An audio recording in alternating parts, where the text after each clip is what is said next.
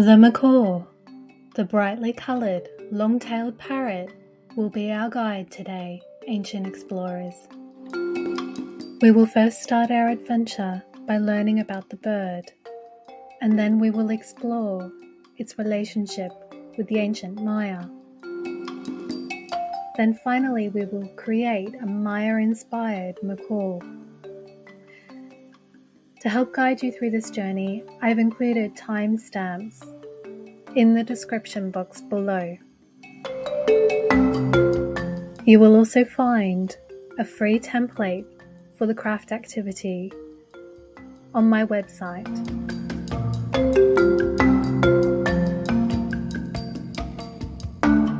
There are 19 different types of parrots that belong to the macaw family. Some of these are already extinct or critically endangered. The bird is found throughout Mexico, Central and South America. Macaw is the common name of the bird's family. The family's scientific name is Psittacidae. Unlike other parrots, both male and females are brightly coloured. And just like the woodpecker and the toucan, the bird is zygodactyl. And this means that their first and fourth toes point backward.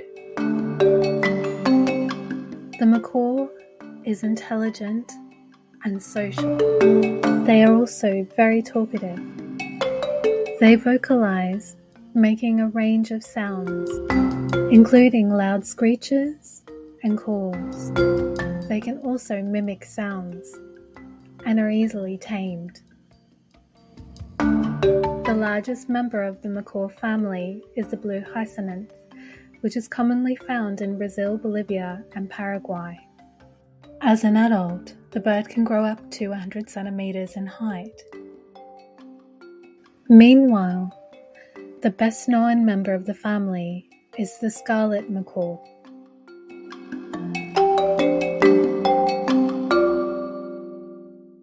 Most kinds of macaw live in rainforests. The bird nests in hollows of trees and at times in hollows made in riverbanks. Over time, macaw populations in the wild have decreased due to a range of factors, including deforestation. Today, many species are critically endangered. The bird has a varied diet and likes to eat foods such as fruits, leaves and flowers, and even vegetables. Their sharp and crescent-shaped beak help them crack open seeds and nuts with hard shells. And believe it or not, some species even eat clay. In the Macaw National Park located in the Peruvian Amazon, 5 different types of macaw have been seen by researchers gathering and eating clay in large groups on riverbanks. And why do they eat clay, you might be asking? The banks of the rivers are very rich in minerals, and scientists think that the clay may help them release certain compounds that build up in their bodies from the things that they eat.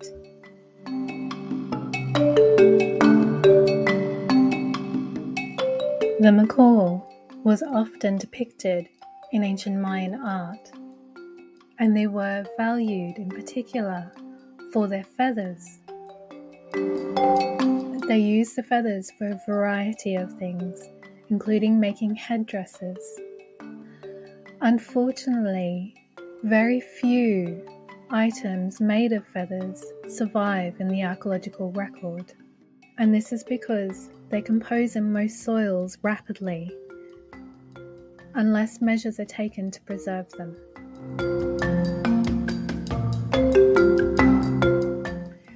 The ancient Mayan word for macaw was mo. Mo was written in different ways at different places throughout the ancient Mayan landscape. Let us look at a couple of examples. The two glyphs that you can see on the screen come from Copan. Copan is an ancient Mayan city located in the modern country of Honduras. This city was occupied for more than 2,000 years. I invite you to look closely, ancient explorers. What characteristics of the bird can you see are portrayed in the glyphs?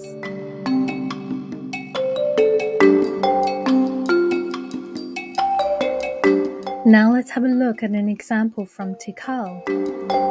Tikal is an ancient Mayan city located in the rainforests of northern Guatemala, and it was lived in around the same time as Copan. Now compare and contrast the glyphs. What similarities and differences can you see?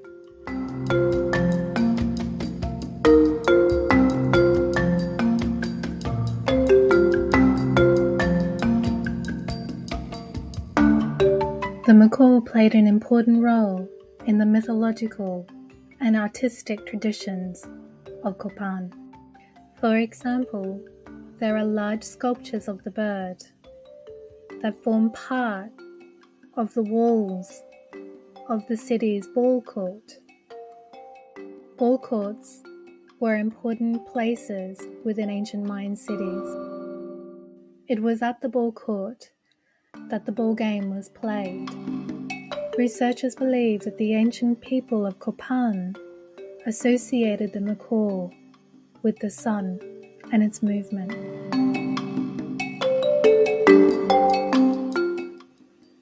Copan's texts have been particularly important in helping researchers decipher ancient Mayan writing.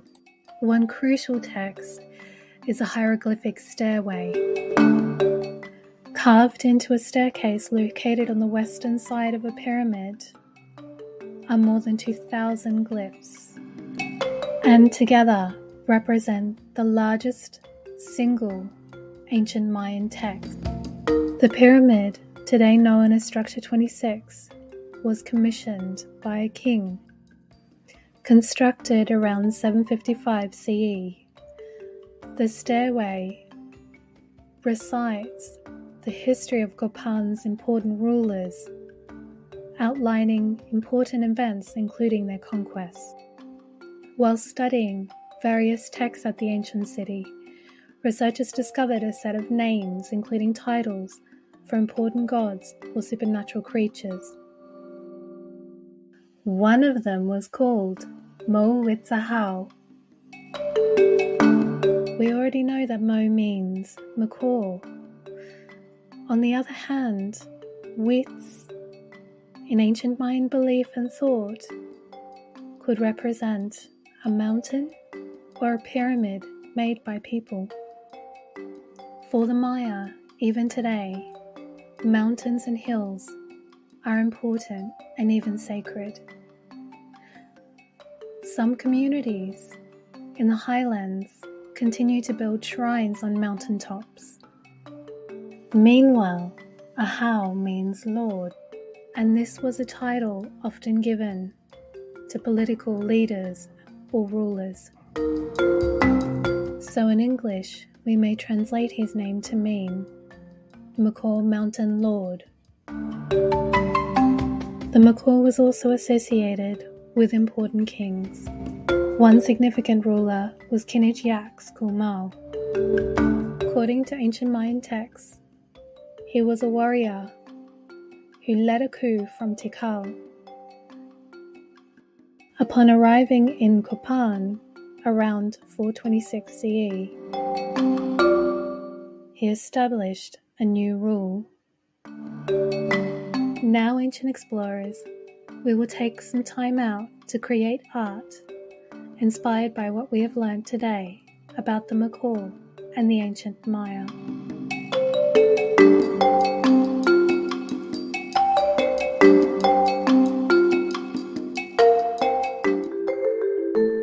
We will make a macaw using the art technique collage. We will start by painting the background. For the background, I've decided to create a jungle-inspired scene. So I'm squeezing small drops of yellow and green acrylic paint onto my white sheet. The paper I'm using is watercolor paper, and it is heavy weighted, it's 300 GSM. And then with a roller, I'm spreading the paint across the page. You may like to create another kind of background. For example, you might like to paint a sky. Once I've finished painting, I put aside the sheet to dry. Then I take my template and cut out the body and the wings of the macaw.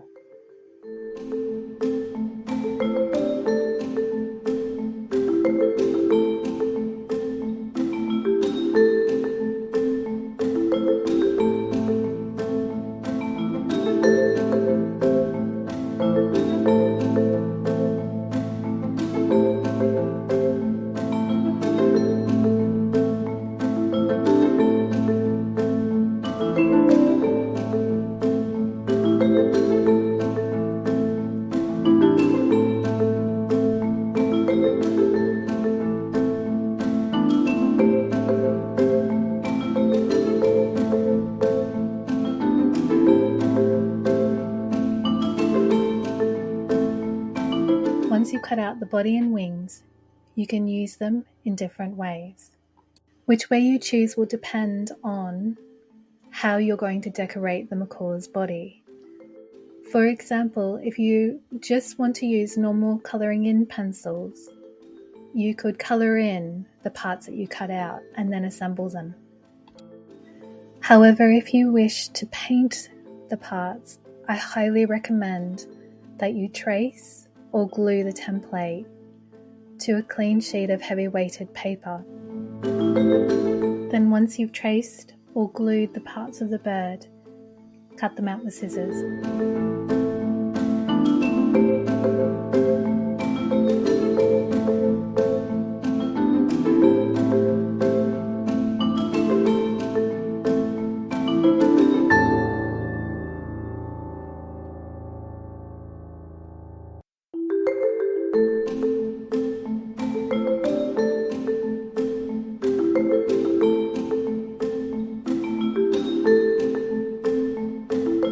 Now it is time to create the feathers of the macaw.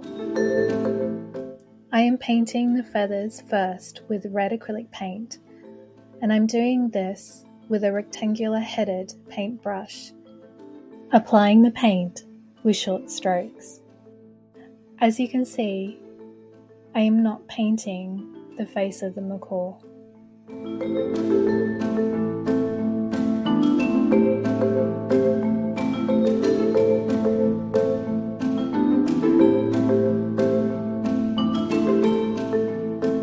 To create variation in the colour of the macaw's feathers, I am blending a small amount of yellow acrylic paint with the red while it is still wet.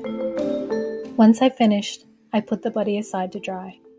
Next, I paint the macaw's wings using both red and yellow acrylic paint.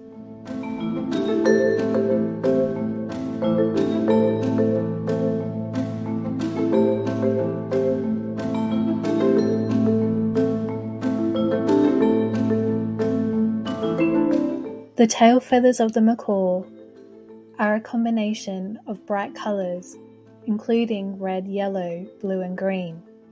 So I'm adding small amounts of blue and green to my palette. So that my bright colours don't become muddy, I'm making sure that I'm cleaning my brush in clean water between applications.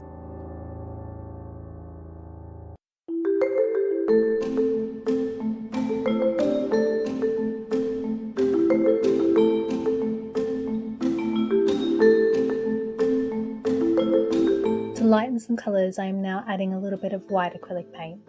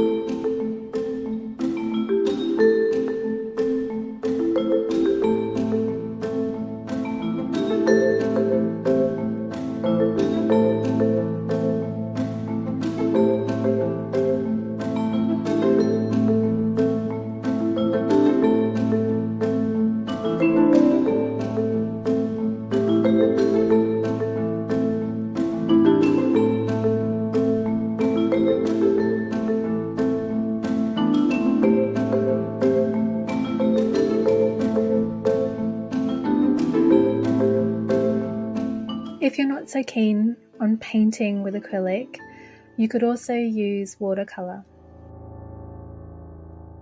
As you can see on the screen, I'm coloring in the right wing of the macaw with acrylic pencils.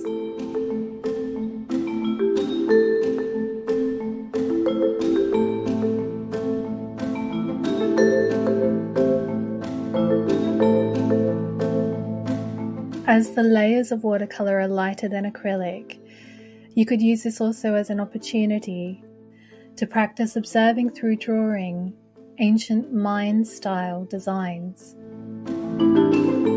I've included in the template a simplified version of an ancient Mayan wing pattern. You can use this example as a guide. Now that the body of the macaw is dry, I'm cutting out its eyes, beak, and claws.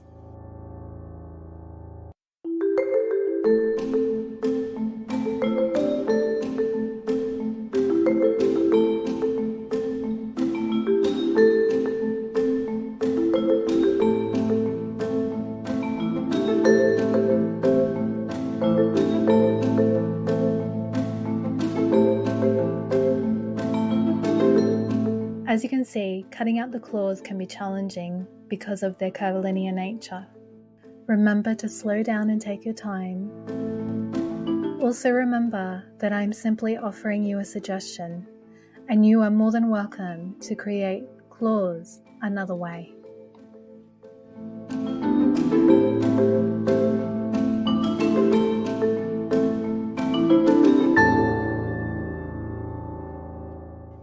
Next, with black acrylic paint, I am painting small areas of the beak black.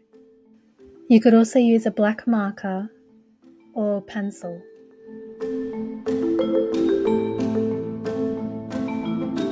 I am painting the nails of the macaw black as well. Once all of the parts of the macaw are dry, it is time to assemble the bird. I first glue the eye to the macaw's face with a glue stick, and then the bird's left wing. I am positioning this wing first because it will be beneath the body of the bird. To make my macaw a little bit unique and give the bird some character, I've decided to position the feet and the claws so that they are parallel and facing one another. You might decide to do it differently. I recommend that you have a play with the placement of the rest of the body parts before you glue them. As you can see, I'm also adding into my artwork a version of the Mo glyph.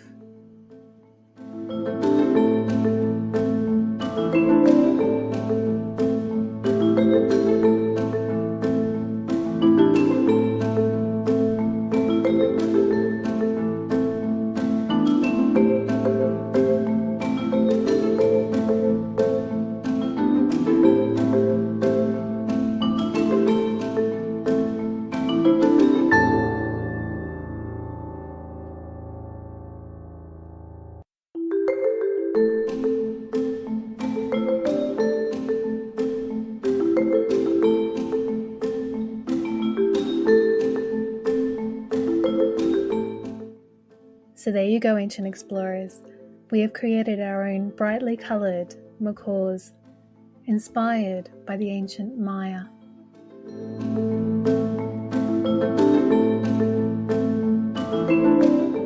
I would love you to share your version of Mo with me.